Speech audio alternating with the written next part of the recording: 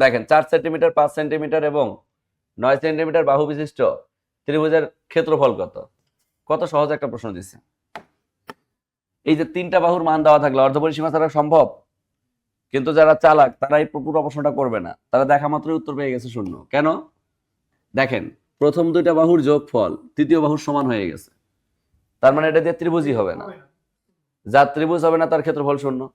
দেখেন 4 আর 5 যোগ করলে 9, তৃতীয় বাহুটাও কত? তা 2টা বাহুর যোগফল তৃতীয় বাহুর সমান হলেও ত্রিভুজ গঠন হয় না। যার ত্রিভুজ গঠন হয় না তার ক্ষেত্রফল কত?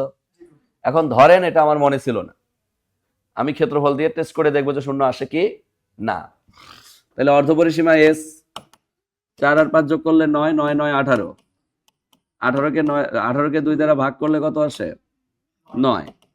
এবার আসেন ক্ষেত্রফল 9 ইন্টু 9 মাইনাস কত? প্রথমটা 4, পরেরটা হচ্ছে 9 মাইনাস 5, পরেরটা হচ্ছে 9 মাইনাস 9। এই দেখেন 9 9 বিয়োগ করলে কত? শূন্য।